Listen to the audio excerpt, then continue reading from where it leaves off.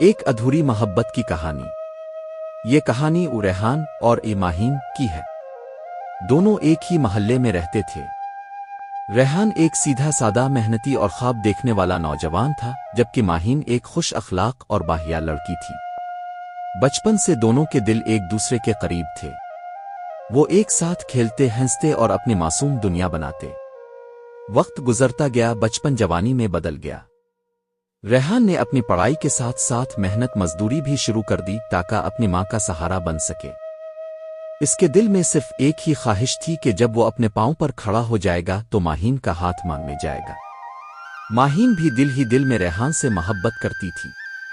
وہ اکثر اپنی ڈائری میں لکھتی، کاش ایک دن ریحان مجھے اپنا لے، یہی میری زندگی کی سب سے بڑی خوشی ہوگی۔ لیکن زندگی ہمیشہ محبت کرنے والوں کو آزماتی ہے۔ ماہین کے والد بہت سخت مزاج اور ضدی تھے۔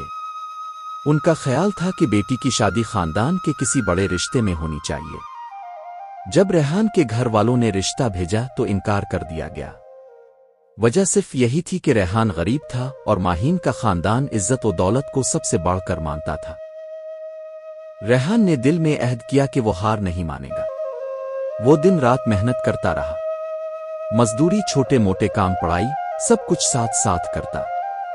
لیکن قسمت کے کھیل نرالے ہوتے ہیں۔ ایک دن اچانک خبر ملی کہ ماہین کی شادی طے ہو گئی ہے۔ دلہن وہی بننے والی تھی، مگر دلہنیا کسی اور کے گھر جانے والی تھی۔ شادی کے دن ریحان دور کھڑا دیکھ رہا تھا۔ اس کی آنکھوں سے بہتے آنسو بارش کی طرح زمین کو بھگو رہے تھے۔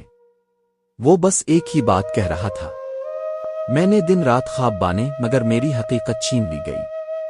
ماہین بھی دلہن بنی بیٹھی تھی، لیکن اس کے دل میں طوفان تھا۔ آنکھوں کے کاجل کے پیچھے ایک ایسی کہانی چھپی تھی جو وہ کبھی کہہ نہ سکی۔ جب وہ رخصت ہو رہی تھی، اس نے آخری بار ریحان کو دیکھا اور دل ہی دل میں کہا، میری دعا ہے تم خوش رہو، چاہے میری خوشی قربان ہو گئی ہے۔ ریحان ٹوٹ گیا۔ وہ اپنے محلے سے دور نکل گیا، غم کو سینے میں دفن کر کے۔ دن مہینوں میں اور مہینے سالوں میں بدل گئے۔